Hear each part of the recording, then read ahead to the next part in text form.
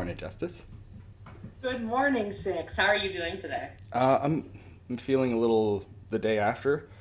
You know, I'm all Did you right. have fun yesterday?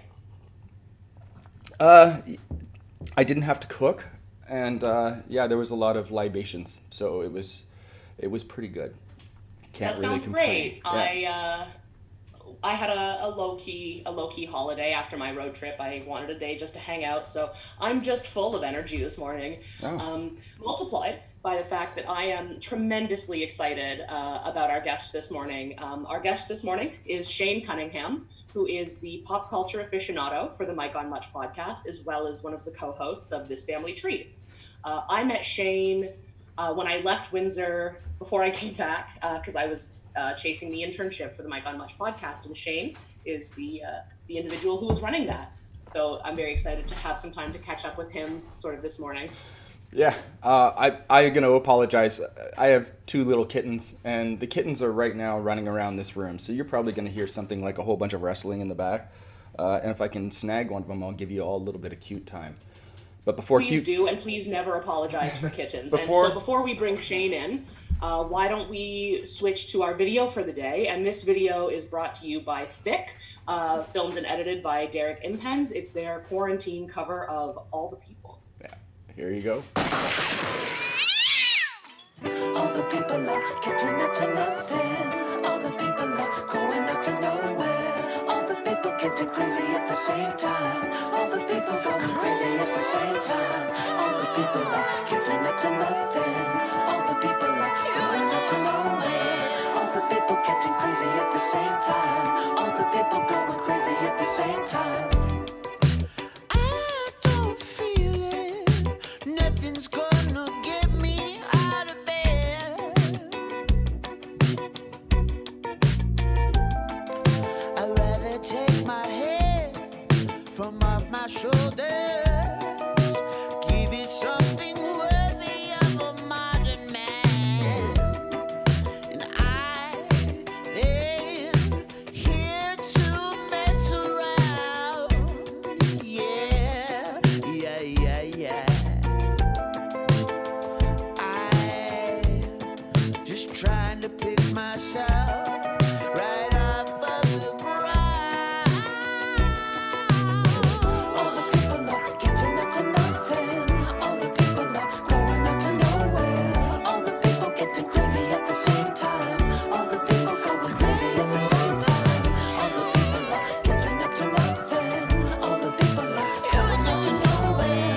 All the people getting crazy at the same time. All the people going crazy at the same time. And I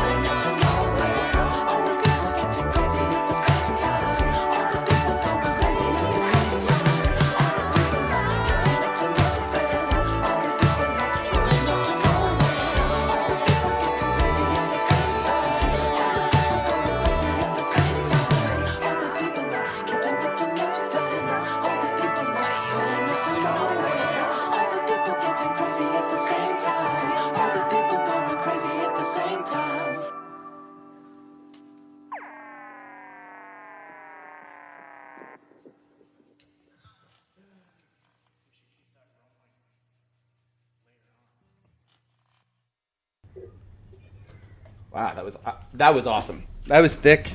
It's good to wake up to, and good to go to bed to. Honestly, too. Thick's a sexy, maybe even ass better to go to bed. Yeah, maybe. And we are now joined by Shane Cunningham. Hi. Hey, good morning. Glad to be here. Thanks for having me. It's the first time that I've so much for joining us. been able to see you in person. It's really nice to meet you. And, today's a little bit of a crazy day. So if you hear my daughter in the background, it's because my wife actually forgot she had a hospital appointment today. So my wife's 9 months pregnant, so I'm kind of doing the interview and watching my daughter. So my apologies about that. Well, I apologize for the necessary. 2 cute kittens in the background that are wrestling. But crazy, 9 months pregnant, eh? Yeah, she's actually going to be induced on Sunday. Oh, yeah? So we know the date, which helps. So. The countdown. Yeah, it's on. That's crazy. That's very exciting, Shane. This is your second child, yeah? Second and last, yes. It's going to be my second daughter. Yeah? Oh, that's very exciting. Do you guys have a name picked out? Yeah, we just figured out the middle name, so we're going a little bit country here. We're naming her Betty Ray Cunningham. Betty Ray. So I hope she does like country. That's tight. Yeah. Hopefully that her name will influence her. It's gonna suck if she wants to be a metal singer, though. I don't know. No, maybe Six. even better. Is that your real name, Six? No, Or is sir. that just a moniker? It is not. Okay. But don't tell anybody else. Okay, I was gonna say because that's an interesting name. Yeah. No, my parents named me Michael, and I was born in like the early '70s. So you were either a Michael, a Chris. What else was there? Jason, maybe Andrew. There were, not so many great names back then. So, I had to choose something. Speaking of names, Shane Daddy 83. I know it's caused some shockwaves. I didn't have to, but my name used to be Shaney Boy 69. Yes, we were. Yeah, we knew this. And then I got into really into the maternity world through my wife. She runs a maternity account, and then we started getting sponsors for our podcast that we do. It's called This Family Tree Podcast. And then I started having thoughts like, oh, what if it's turning people off the 69 and that connotation? So I just switched it to Shane Daddy 83 just to be safe. If I may, Shane, to be honest, sort of appreciated the name change because last summer or the summer before, I was scrolling through Snapchat and I found my father's Snapchat.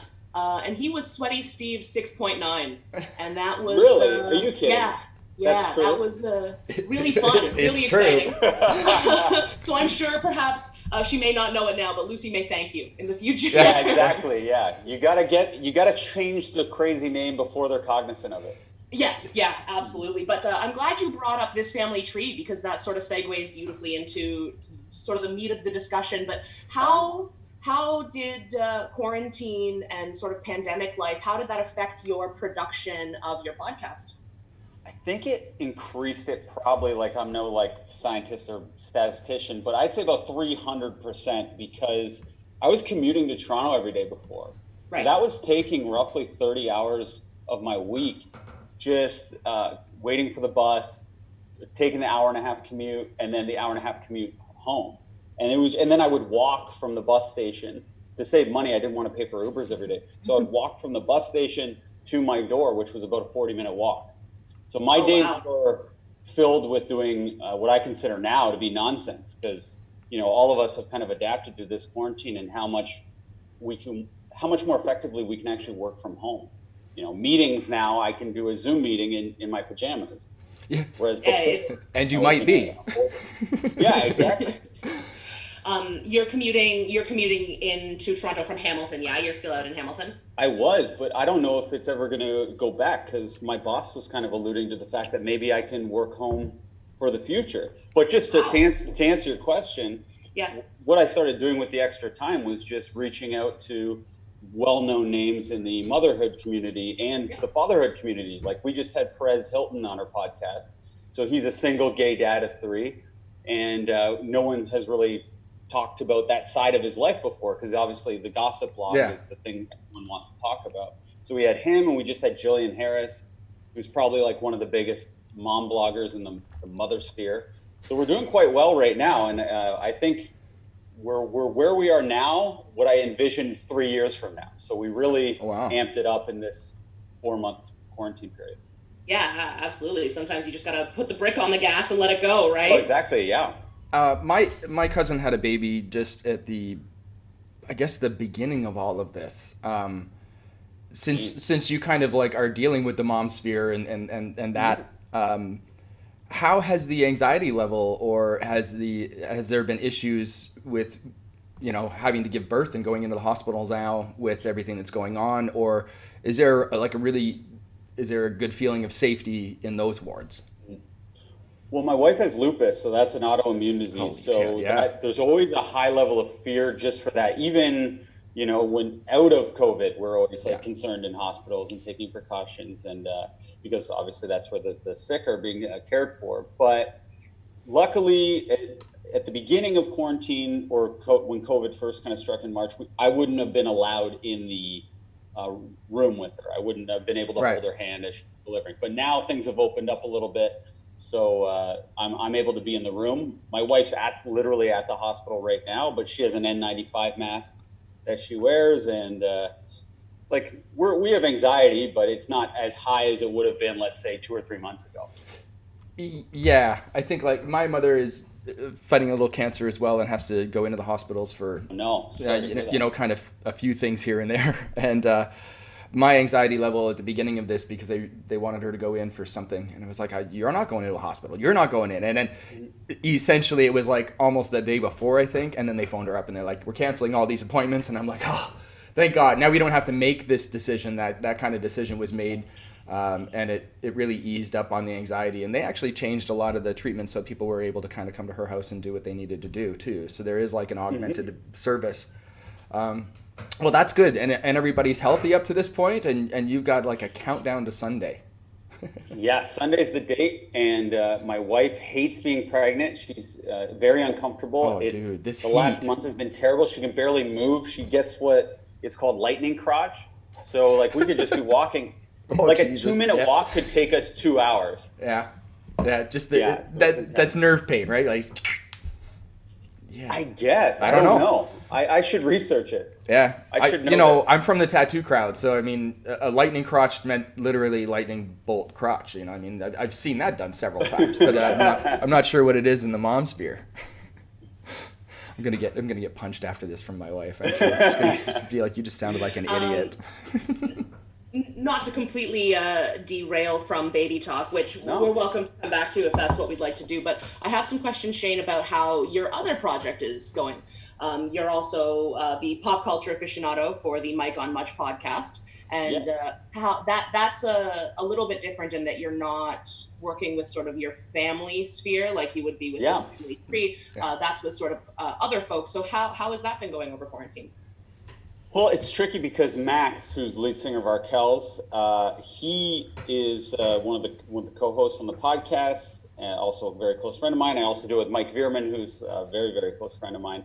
And with Max's schedule, it actually ramped up too. Like I talk about how I got much busier with Family Tree. Max got a little bit busier with Arkells because he started doing a daily, what he called the FCC class. It stands for flatten the curve. So he was teaching music to kids and I guess everyone every day of the quarantine. So it was hard to find the time to do a pod. We were probably doing 2 a week before that. And then now we do once a week. But then when the murder of George Floyd happened, we actually took a month off just because Max felt like he wanted to give some space to breathe and start listening to other voices and whatnot, which was a tricky decision, honestly, because you don't know, is it best to listen? Is it best to listen and raise your voice? Do we talk about it? Do we amplify someone else's voice? But Max was already doing so much on his own personal account. Mike was doing stuff on his, and we were doing stuff on the Family Tree. So we kind of felt like, although we weren't podcasting on Mike on Much, we were still using our voices and just kind of listening to other people at the same time. But now we're back. We just recorded one last week, and that one came out on Monday. So, and we're going to record on Friday, right before my wife goes into labor. Oh, not right before, on. 2 days before. Right before. They're not going to be outside the delivery room. Not yet. Well, that's farther down the line, I assume. Yeah. The next one, they'll be in there. Absolutely. That's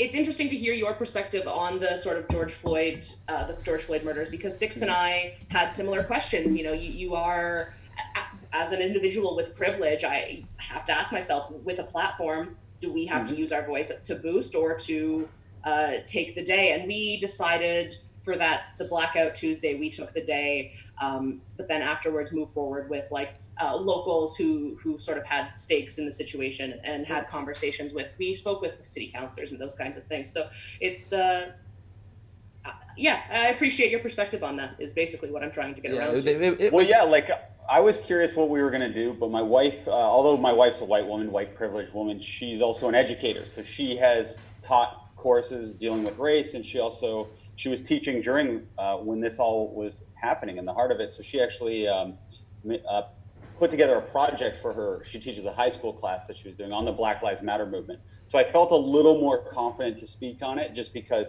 my wife is my crutch, and then she can really speak on it articulately, and I can kind of just chime in with my little opinions, and she'll tell me if I'm totally wrong, and I can just edit it out. Yeah, you know, I think the conversation with Justice and I mean, revolves around that buzzword of platform, and I just looked at Justice and I'm like, how about we just play it like we don't have a platform? Like, all that we are is a megaphone, and that's when we started to contact anybody that we figured could use some sort of, you know, and I don't mean help in any more than a geeky kind of way. Like, hey, we can sit here, we can produce these things, we can get them out. Like, I don't know what more to do, because again, I don't want to be making incorrect statements, you know.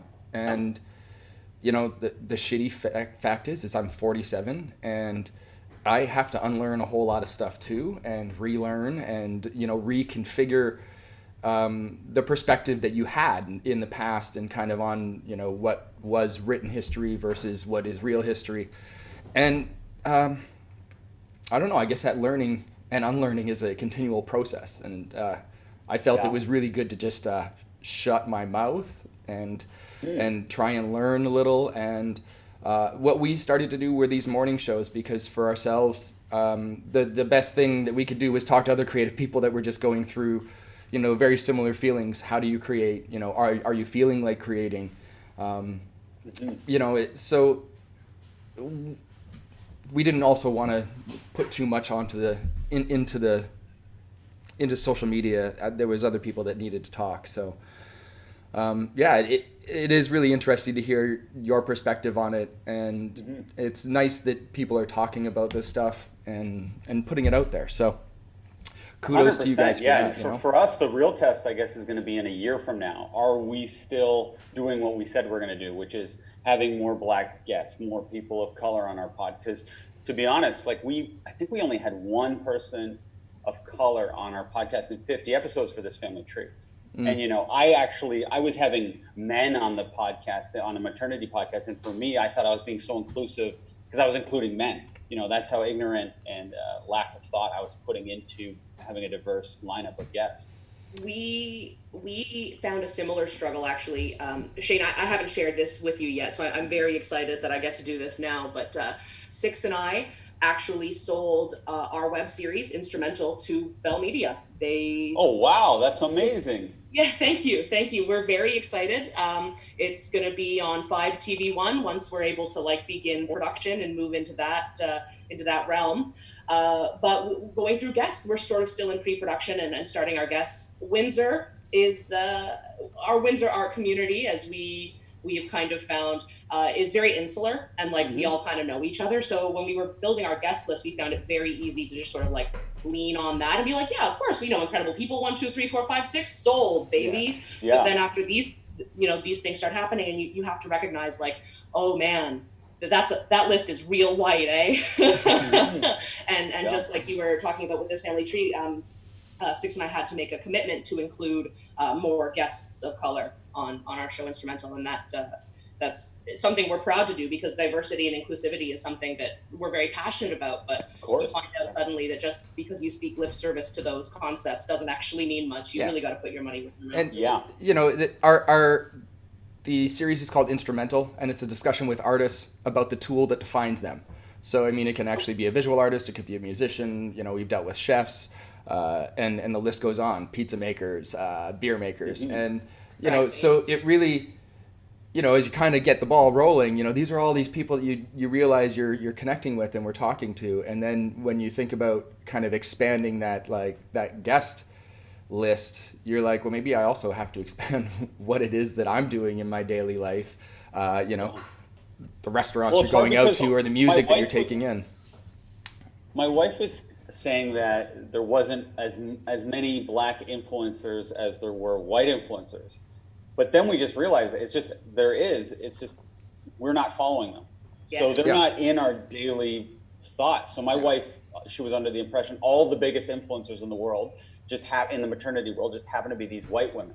But there are influencers and big influencers who also are black and people of color. And we just have to search those people out and put in the effort to actually follow them and pay attention. So we actually get interested in them to talk to them.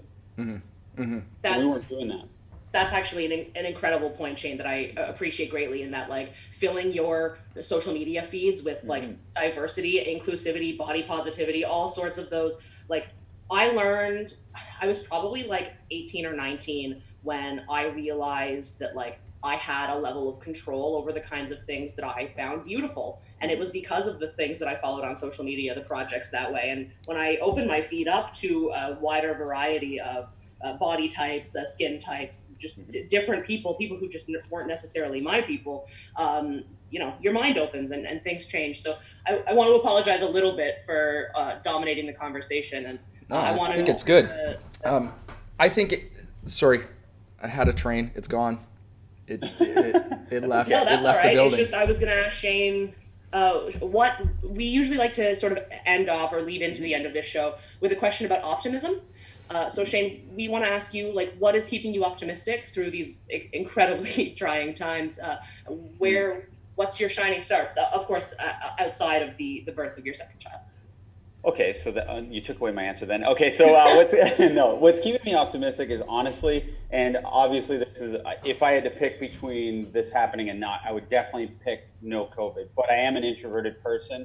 I do thrive being at home. I do like that. I hadn't gotten to see my daughter, who is born. Her name's Lucy. She's 2 years old. But I hadn't had any real quality time with her before this period, because I would wake up at 6 before my daughter woke up, and I'd be home sometimes past midnight when she's obviously in bed. So for me, that's my shining star, is all the quality family time that I'm getting because of this. So I'm looking at this for what it is and not what it isn't. And what it is for me is this crazy amount of time I get to spend with my family and get to know my daughter, who I felt like I was a bit of a stranger to before.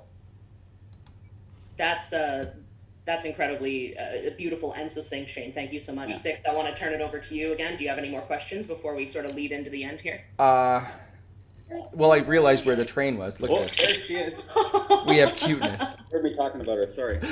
Cute factor just went straight. Let's mark this time so that everybody on Facebook can just be like, 23 minutes. This is where we got to go to for cute. Look at that. So I gave her chocolate because I knew she had to kind of be quiet because my wife is at the hospital. So that's what's on her face. Typically, she wouldn't be eating. It's a true dad move. It is what, 9:55 in the morning. You're like, just eat this chocolate. Just be quiet for a few minutes. Yeah, it calls for extreme measures. Yeah. That's so funny. Sorry, I do remember what I was saying, but about increasing your newsfeed and spreading or getting more influences. I came across an Instagram feed, and it was literally a woman who posted in her link was a list of about 160 and growing photographers that were black photographers that were shooting in the States, that were shooting in the riots, that were news people, press people. And I went until Instagram told me not to, so I probably added about 60 people, and then I had to cut off for a day, and I had to go back. But yeah, adding that stuff into your feed is amazing. And sometimes you have to search it out too. There's a lot of shit out there, and you got to find the good stuff. So, find those people that are out there, find those influencers, and start following more of the real world of what's because really the algorithm rewards what you're already following. You know what I mean? So if you follow this type, all you're going to get is ads for that type, and other people like that type. Yeah. So you really have to go out of your way, like you're saying, to diversify. Yeah. am glad that you mentioned the algorithm, mostly because affinity for the buzzword. But you're right in that like it's important to know, and I'm going to bring it up again just because I really want our audience to know that like YouTube, Instagram, Facebook, these systems are designed to feed you exactly what you want to see, and it's just something worth keeping in mind. Think critically about the kinds of things 100%. you're consuming. And so Shane, is there anything you'd like to leave off our audience with before we say goodbye this morning? Well, I just want to say thank you so much for having me, and congrats to you, Justice. I know I always knew you were going to make it, because maybe people don't know this who are listening, but Justice moved to Toronto for an intern contest that I ran a few years ago. And that type of gumption and that type of personality, I was always like, this girl is going to make it no matter what. And I'm so glad to hear that you got this show on Bell. I can't wait to see it. Thank you so much. We're very excited, and I'm sure we'll absolutely keep you in the loop. I'm blushing. I appreciate your compliments. I thought your camera just went red. So thank you to everyone who tuned in. Thank you Thicc for entertaining this one for me, and thank you to you, Shane, for also entertaining me on this one too. It's such a problem. Delight. Anytime. All right, guys, we will see you tomorrow morning. Shane, we'll talk soon. Take care. All right, bye-bye.